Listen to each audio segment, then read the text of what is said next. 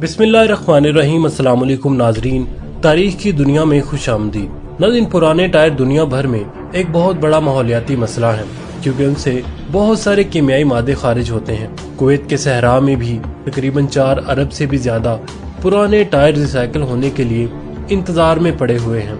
नाज़रीन, कुवैत में मौजूद ये है दुनिया का सबसे बड़ा टायर डंपिंग ग्रेवयार्ड। यहाँ पर पिछले 20 सालों से दुनिया भर के यूज टायर इकट्ठे किए जा रहे हैं। नाज़रीन, हजारों एकड़ पर फैला ये ग्रेवयार्ड इतना बड़ा है कि इसको हैरत अंगेज तौर पर स्पेस से भी देखा जा सकता है।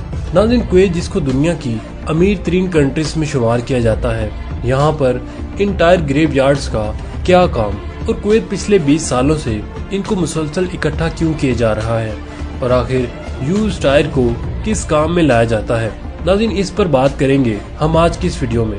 नाज़रीन, एक एवरेज गाड़ी के टायर 30 से 40 हजार किलोमीटर तक चलते हैं और उसके बाद ये टायर किसी काम के नहीं रहते, इनको फेंक दिया जाता है या फिर ये अक्सर हमें रोड के किनारों पर पड़े हुए नजर आते हैं। नाज़रीन, दूसरे रिसाइकल मटेरियल को तो सिंपली मेल्ट करके वापस इस्तेमाल किया जा सकता है, लेकिन टायर्स रबड़ और सल्फर को मिलाकर बनाए जाते हैं। इसी वजह से इस प्रोसेस को रिवर्स नहीं किया जा सकता। दूसरा, इन इस्तेमाल शुदा टायर्स को रिसाइकल करने से खतरनाक तरीन गैसें बनती हैं। इसी वजह से ये प्रोसेस कई कंट्रीज में इलीगल है। नाज़रीन, यूरोप में तो यूज टायर को कचरे में रखना भी इलीगल है। तो अब ज्यादातर वेस्टर्न कंट्रीज हर साल करोड़ों टायर से छुटकारा पाने के लिए इनको कुवैत भेज देता है। यहाँ अरेबियन डेजर्ट के बीचों बीच 1000 स्क्वायर मीटर पर फैला हुआ ये है सलीबिया टायर ग्रेवयार्ड। यहाँ टायर का एक एक पहाड़ सिंगल लेयर नहीं बल्कि ये 50 फीट के ऐसे खड्डे बने हुए हैं जहाँ इनको मुसलसल डंप किया जा रहा है। नाज़रीन, इन यूज टायर का 1000 केजी कोई सिर्फ 1 दिनार में खरीदता है और यहाँ इसको स्टोर कर देता है। नाज़रीन, जब कई सालों से कुवैत ये काम करता रहा तो देखते ही देखते ये एक ग्रेवयार्ड की शक्ल इख्तियार कर गया जिसको अब स्पेस से भी देखा जाने लगा। नाज़रीन, कुवैत की गवर्नमेंट के मुताबिक इस पूरे टायर ग्रेवयार्ड में तकरीबन 7 करोड़ टायर्स मौजूद हैं। नाज़रीन, जैसा कि आप जानते हैं कि कुवैत एक बहुत ही रिच कंट्री है, इतनी रिच कि यहाँ की करेंसी का 1 यूनिट यानी 1 कुवैती दिनार $3.3 से ज्यादा बनता है।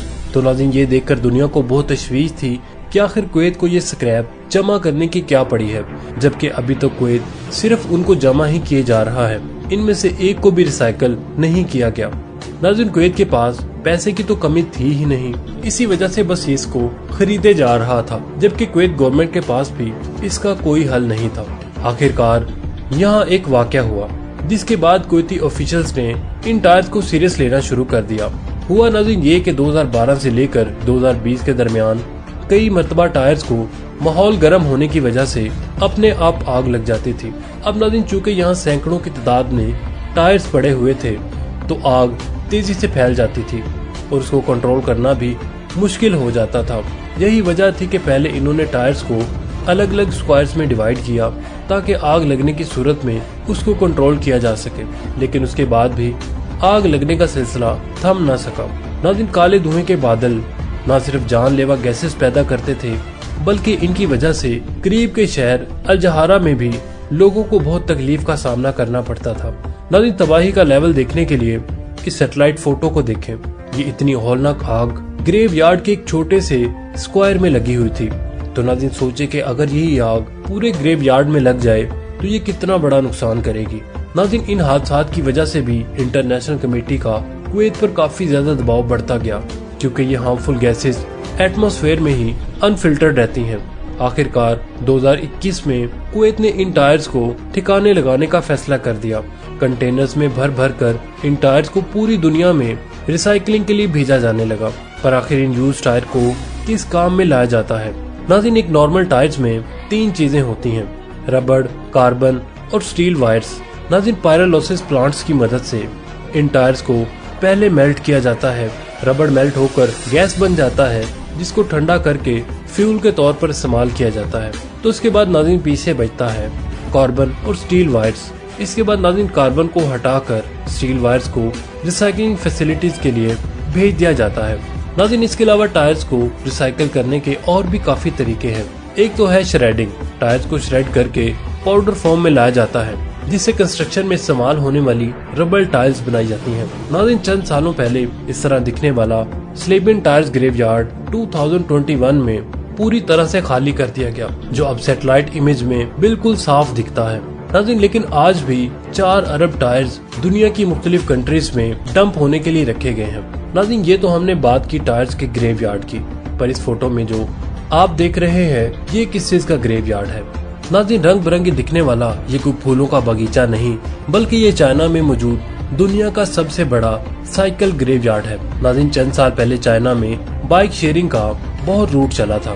नाज़रीन, 2014 में बाइक शेयरिंग के प्रॉपर प्रोग्राम भी लॉन्च किए गए, जिसमें लोग एक स्टेशन से साइकिल रेंट पर लेते थे और दूसरे स्टेशन पर जाकर साइकिल को ऑटोमेटिक डॉक्स पर जाकर पार्क कर देते थे। नाज़रीन, आहिस्ता आहिस्ता ये सर्विस एडवांस होती गई और एक मोबाइल एप्लीकेशन की मदद से करीबी बाइक की लोकेशन भी मालूम करना बहुत आसान हो चुका था। लोगों को ये सर्विस बहुत सूटेबल लगती थी, लेकिन अक्सर औकात जब बाइक्स की जरूरत होती थी तो करीबी लोकेशन पे कोई साइकिल अवेलेबल ही नहीं होती थी। मार्केट की डिमांड को पूरा करने के लिए नई साइकिल्स की बहुत ज्यादा जरूरत थी।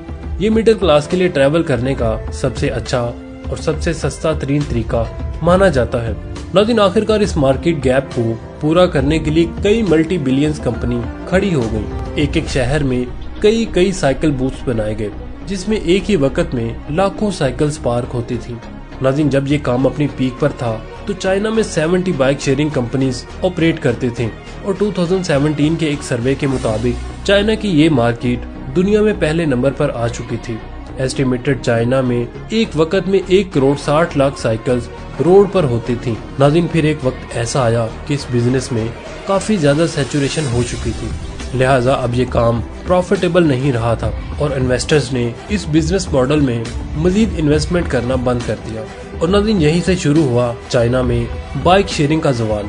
नाज़रीन, बात यहाँ तक पहुँच गई कि जहाँ बीजिंग की सड़कें एक वक्त में 1 करोड़ 20 लाख साइकिल्स को सपोर्ट कर सकती थी, नाज़रीन वहीं बाइक शेयरिंग कंपनीज ने 2 करोड़ 30 लाख साइकिल्स डिस्ट्रीब्यूट कर रखी थी, यानी बीजिंग की कैपेसिटी से भी डबल।